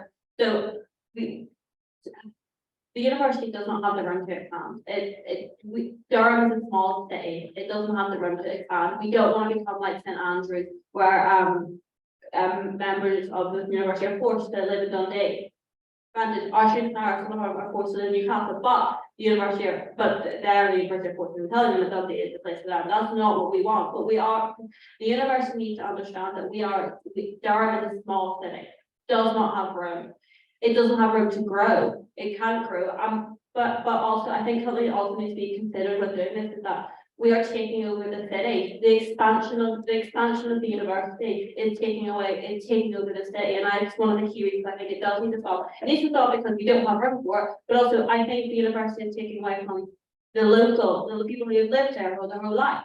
People are coming up, and I think and many of them don't integrate into the local community well. And I think this is something that the university needs to deal with, because they can't expand because of this. So I will campaign to, as I said, to lobby the university about for housing and how to increase HMOs, but also for the expansion of. So there'll be a lot. You'll also seen that there's a lot of new private renting that is being built. And these are expensive too, and they're not good, they're not low prices, and they've always been more expensive than private rent. Durham owns most of them anyway. They're renting them out, I don't think they own them, they're renting them out, they're planning on, they're renting them out, but the prices are higher. They've always been higher than if you were to rent a house. So as the house increases, they're gonna increase too, so it's not, the building of them is not alleviating any pressure on students. So I think this is something that the university needs to deal with head on, and they need to stop thinking about expansion, because student satisfaction is so important to them too. Sorry, good point on HMO, sorry to, you mentioned kind of town relations, and I can imagine, you know, council turn around and say, okay, let's reduce restriction on HMOs, and that's going to push kind of those residents further out, maybe it works. So it's kind of obviously a supply and demand. Yeah. My view is that it's partly the supply, it's the demand that's. yeah, I know, I totally understand that, but I think they're not that there still need to be strict rules about it. But I do think that is something that the council just needs to look about, even if it's even if it's just expanding it a little bit, allowing a little more. I'm not saying, oh, relax all the rules, so all houses in Durham can be HMOs for students. I think a little relaxation may be a benefit. There is houses in Durham that are facilities have failed for a long time, and hopefully they'll be able to be fixed up and be able to houses, but I would still strict regulations are still required for that, because as I said, it's important the local community that Durham University doesn't take over the whole of Durham City and the northeast only. In terms of the housing crisis, I remember at the beginning of this year, talking to the freshers in the dining hall and seeing unfortunately how stressful it was for them, and I did really feel for you guys. And when we tried to put together the housing campaign, it was originally meant to come later, but we pushed it forward to try and help educate, and also not help educate, I suppose, but provide sort of information for people who were signing for the first time, or even just people who were signing at that time. Putting in that work and working together to make who is the Livers Out officer, I should say, was really insightful into how the crisis is affecting our students directly, and to lobby and to campaign on behalf of our students, on behalf of our student bodies, something that's incredibly close to my heart, and to make sure that our student voice is heard and listened to is also incredibly important. So yeah, it's something that I feel quite passionate about. Sorry, I think it would be in the interest of. I was going to say, I think say something on this topic, if that's okay. Oh, sorry, I was thinking something else. Basically, what I'm saying is, I think I'm going to wrap it up after like the next question, because we've been here forever. So just because Benji's question is so interesting, and it occupies so much of my time, Westcom's time, I want to say that firstly, the university have committed to decreasing student numbers next year. They are abandoning their strategy for 2027, or they're technically doing a strategy refresh, but they have committed, and that is influenced by the work of the Westcom. We can't thank full credit, but you know, it's influenced by it. They are also saying this 14th of February deadline. So if you are without accommodation anywhere in the university on the 14th of February, the university is inviting you to email some email address they're going to announce. And they are going to help, whatever that means. So that's this year's treatment. Yeah, and we are absolutely heavily involved in conversations across the university about the strategy of housing. How much influence we have is variable, and you know, we end the meeting last week with the Vice Chancellor herself to kind of complain about this.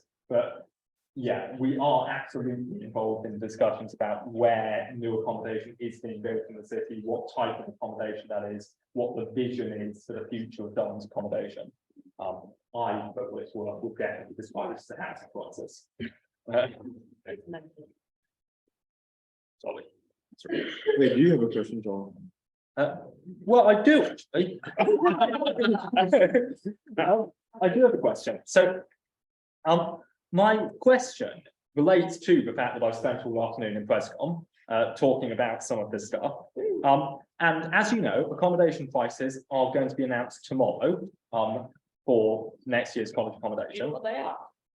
I do know what they are, but they are rising. I'm certainly not going to say whilst it's being recorded. Actually, I'll. We're like close. They're rising across the university, and obviously we all want to keep university accommodation accessible, but we recognise that whatever we end up with will still damage this. The accessibility of the university is going to be damaged because accommodation prices are going to rise. One option on the table is more choice for students. The SU floated the idea of including in their proposals for this process next week. The SU floated the idea of including a demand for differentiated pricing of accommodation. Now, the three candidates in front of me all sit on exec and are aware of the fact that the exec recently voted against accommodation differentiation. The wording we're going to settle on is more choice for students. And there's a group of working class students within the university that have approached us and said, hey, you saying no to this is really not representative of the views of working class students in the university.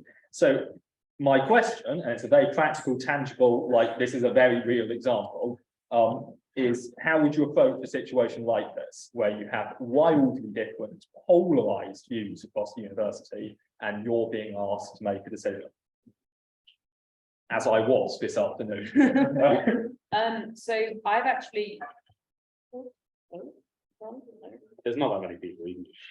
Okay, anyway, I've been discussing just this issue anyway and floating around with friends, and as like a working class student and a friends of lots of working class students, I don't think having cheaper accommodation versus then more expensive within the same college is a good idea, because you then segregate those who are working class to then, like, everyone would then theoretically know that they can't afford more expensive rooms. However, what they could do in a college like John's and Chad's and Husts and stuff, where there is such a variance in the size of rooms, is that the vast majority of rooms have a very similar sort of space. So the vast majority of those in John's are very similar sized, that they would be at X price. And then you could go like opt for more premium rooms. So for example, my room is absolutely massive. It's one above reception. Benji's old room is the exact same square footage, but that's now a shared room. And it's got an ensuite. My room should cost significantly more than the rooms in the Garth scheme, but it doesn't.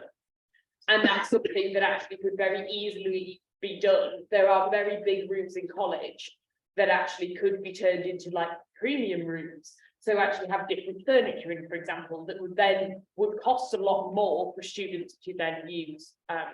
Was kind of one of the things that I had sort of talked about. Plus, I also think that they need to make colleges that are non-catered cheaper, because actually currently the price difference isn't that much, and actually should be a more significant price difference for what they get. It's like the same as us. Yeah. I think this question is very difficult to approach. So I remember when I was looking around your also has a collegiate system. It's a weird collegiate system. It's a collegiate system. It's not really a collegiate system. Anyway, when I was looking around York, I remember feeling a bit shit that yeah. It was my top choice for ages, and I couldn't walk away by this. That was not the reason I felt shit. I felt a bit shit.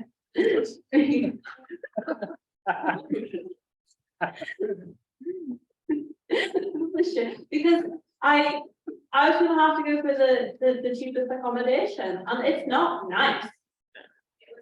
It's horrible. Yeah, it's horrible.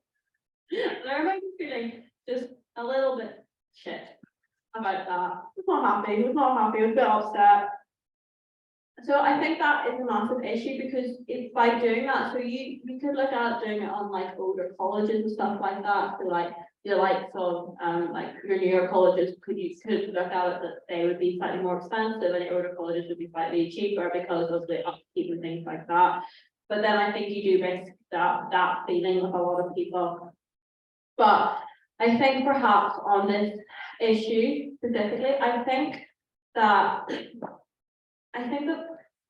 maybe, I think there was a lack of pre-looking, and if you have such a large group of working class students who felt that way, why were they not addressed and talked to before you such a radical decision that they feel so strongly about? Was it only brought to the likes of execs and things like that who perhaps don't have a lot, because the makeup of all execs are different, and who also don't necessarily represent those views? So was there a lack of, before you made a decision? And I think that might be something that would need to be addressed if a similar issue came up, was communicating with any groups that would be affected before a decision is made and not after the decision is made, because that makes it really difficult for you. So you either have to go back on it or you have to stick by your guns.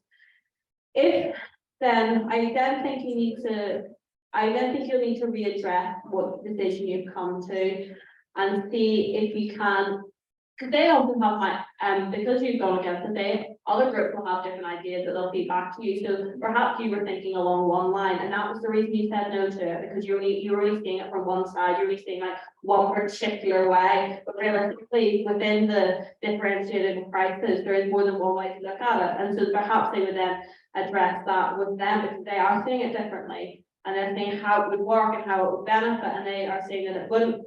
I'm assuming that a lot of people would feel that it was making it feel like classic garbage per, but realistically, there's better way to do about it. Perhaps you didn't see them, but they are going to bring them to you. And I think that's something important. I think it's all about communication with stakeholders.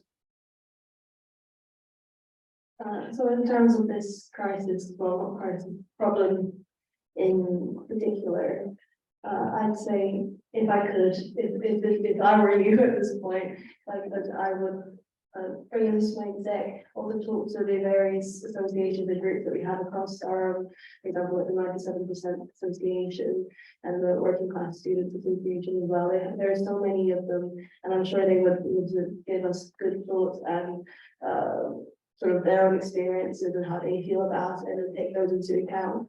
And after all, the president's, and it's not meant to be criticism, I'm so sorry, but the president's role is to represent the student voice, and you can't decide that by yourself. So you have to go into forums and groups, and from there try and reach a good consensus between all of them.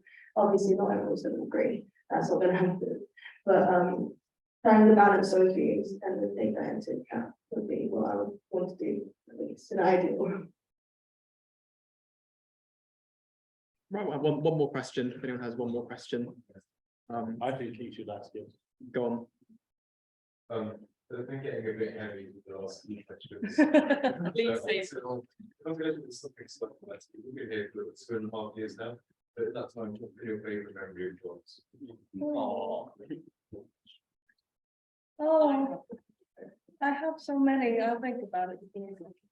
My favorite memory would probably be, and it's actually videoed, would be when you guys arrived on arrivals weekend, and we were stood outside in the Macarena and dancing and singing, and people who weren't even Brits came down to help, and there was just such like a John's like spirit, and we even had like a card that was like, honking, you love John, and just people who weren't John's honking the horn, and it was just brilliant, and it was really good fun, and it was just like, that has got to go down like as one of my favorite memories ever. So unfortunately, that cannot be my favorite memory, because I was stuck at the desk selling things all day. I couldn't leave. I couldn't even take. I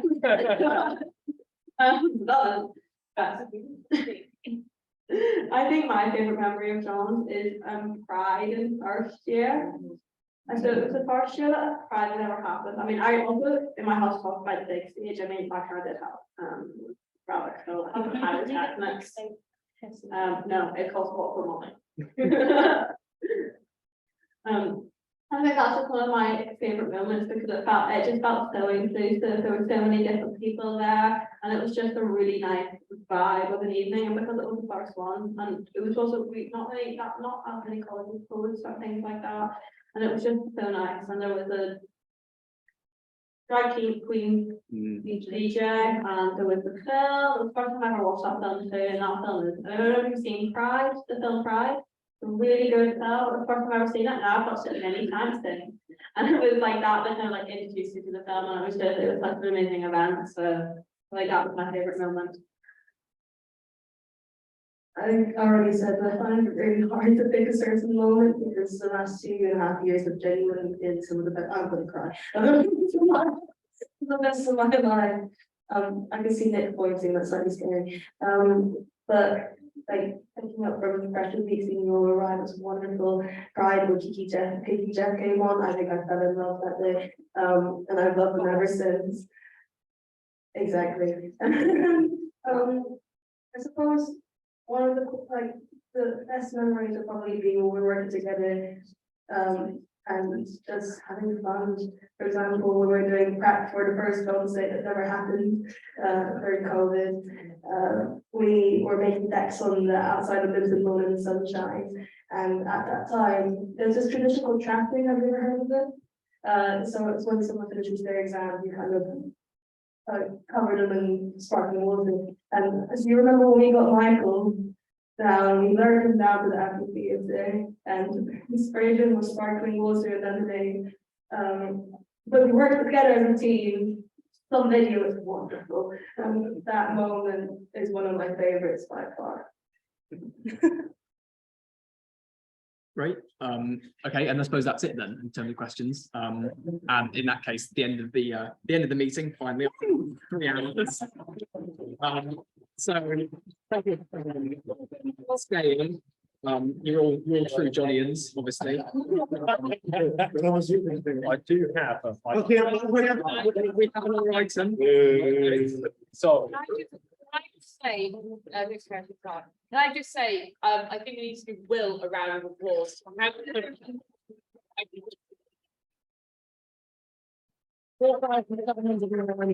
What round of words? 709.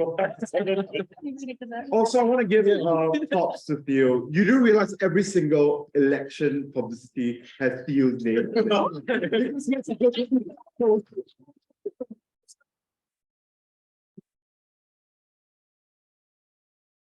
I hear Thomas. Okay, so there's just a couple of things for me, sorry.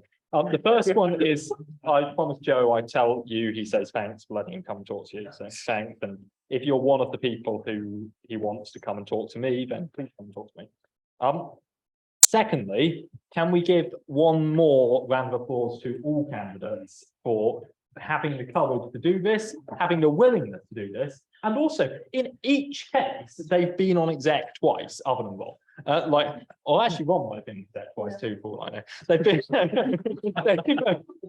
they've been on exec twice, and like whatever happens, they are really impressive members of our community.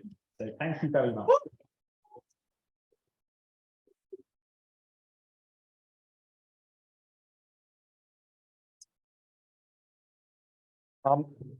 Please take deciding who you vote for very seriously.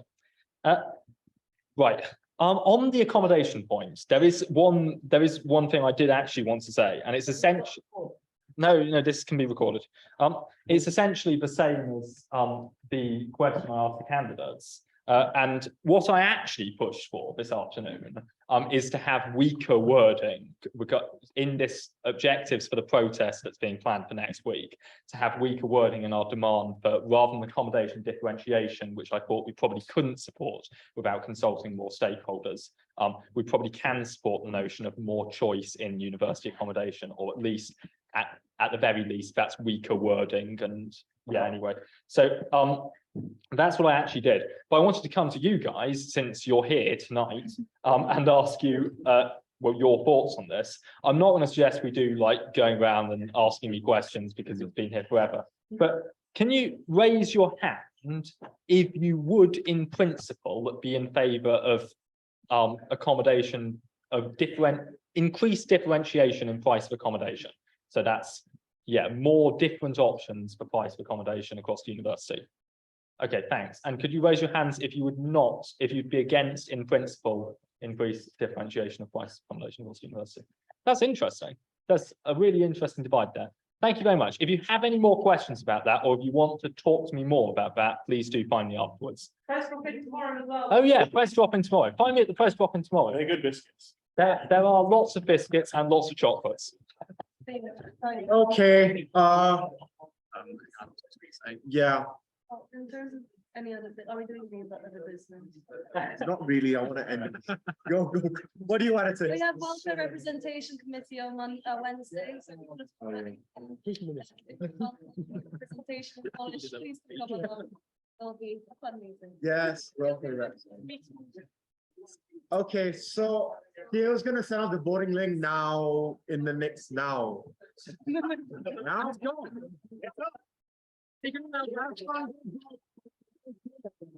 I need you to explain. It's not It's Friday, it's Friday at 11:30. See your email. I go, number one. I don't put them as number three. I just need them. No, but what does that mean? Does that mean that they score less than if I do? Basically, Where are we doing the reveal?